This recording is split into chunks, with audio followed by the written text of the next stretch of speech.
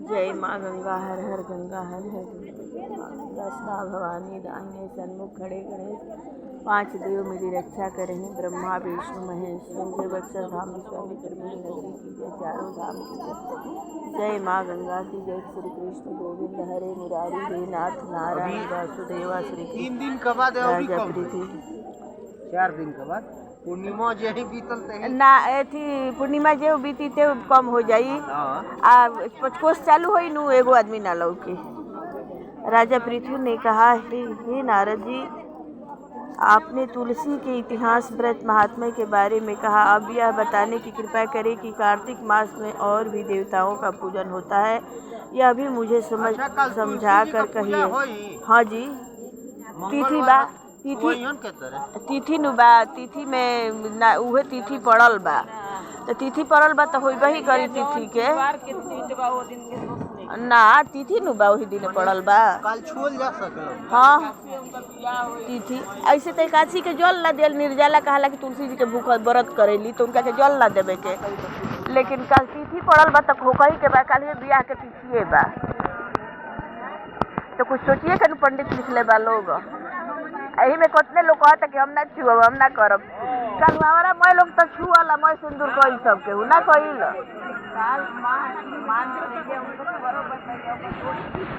तब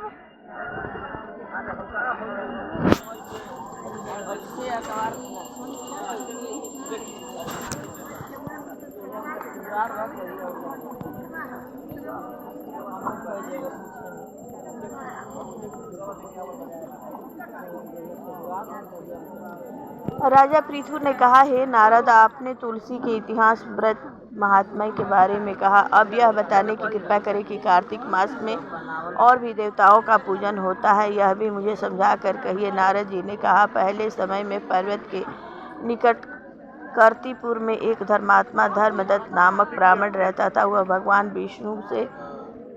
विष्णु के सब व्रत करता था। एक दिन कार्तिक मास में वह एक पहर रात शेष रहने पर जागरण के लिए भगवान विष्णु के मंदिर में हर प्रकार की सामग्री लेकर जा रहा था कि मार्ग में उसने एक बड़ी भयंकर राक्षसी को देखा, जिसके बड़े बड़े दांत, लपकती हुई जीभ और लाल लाल नेत्र थे। उसका शरीर नंगा और मांस रहित था। उस भयंकर राक्षसी को देखकर धर्मदत्त बुरी तरह से कांपने लगा। कुछ उपाय न देखकर उसने पूजा वाली थाली और जल का लोटा उसके ऊपर फेंक दिया, क्योंकि उसने भगवत नाम का जप करते हुए वह सामग्री और जल का लोटा जिसमें तुलसी दल पड़ा था उसने मारा था, जिससे उसके जन्म जन्मांतर के पाप नष्ट हो गए और पूर्व जन्म याद आ गया। वह हाथ जोड़कर धर्मदत्त के चरणों में गिर पड़ी और बोली, हे विप्र, मैं पूर्व जन्म में कर्मों के फल से इस अवस्था को प्राप्त हुई हूँ। नारद जी ने कहा, हे राजन, उसे इस प्रकार प्रणाम करते देख अति विस्मित होकर धर्मदत्त ने पूछा, तेरी यह अवस्था किस कर्म के फल से हुई है? तू पूर्व जन्म में कहा करती थी और क्या करती थी और तेरा कैसा चरित्र था? यह सब कुछ मुझे बता। उस राक्षसी ने, जिसका नाम कलहा था, कहा कि हे ब्राह्मण, सौराष्ट्र में भिक्षुक नाम का एक ब्राह्मण रहता था। मैं उसकी पत्नी थी। मेरा स्वभाव बड़ा ही निष्ठुर था। मैंने अपने पति का कभी भला नहीं चाहा, न उसे कभी अच्छा भोजन और न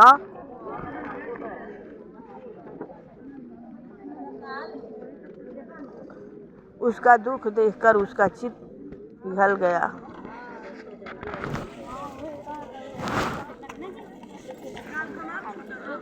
भोजन और न मिठाई ही खाने को दी। मैं प्रतिदिन उससे लड़ती झगड़ती रहती थी। मुझे इस प्रकार की झगड़ालू देख तथा नित्य प्रति की कलह से तंग आकर मेरे पति ने दूसरा विवाह करने का निश्चय किया। यह सुनकर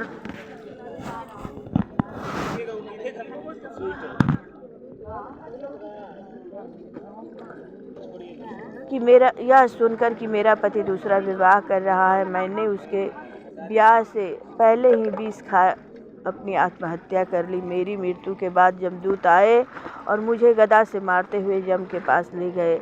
यमराज ने मुझे देखकर चित्रगुप्त से पूछा, हे चित्रगुप्त, इसने क्या कर्म किया है? जो भी कर्म इसने किए हैं उसका फल इसे भोगना होगा।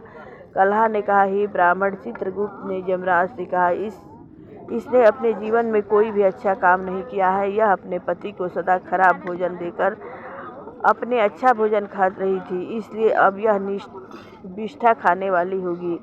इसे अब सुअरी का जन्म दिया जाए। क्योंकि यह अकेले ही पाक के बर्तन में भोजन करती थी, इसके लिए यह अपने बच्चों को खाने वाली बिल्ली होगी।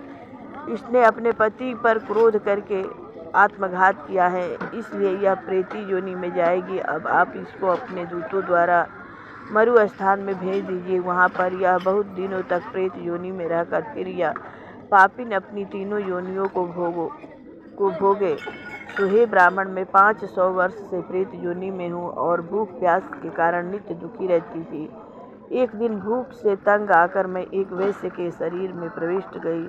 उसके शरीर द्वारा मैं कृष्ण और वेणी के संगम पर इस देश में आ पहुंची। एक दिन भगवान शंकर व विष्णु जी ने मुझे बलात् उसके शरीर से बाहर निकाल दिया। फिर मुझे आप दिखाई दिए। आपके लोटे में से तुलसी जल का छींटा मेरे ऊपर पड़ा, जिससे मेरे सब पाप नष्ट हो गए। हे द्विजोत्तम, अब आप मुझे यह बताइए कि आगे होने वाली तीनों योनियों और इस प्रेत शरीर से किस तरह मेरी मुक्ति होगी।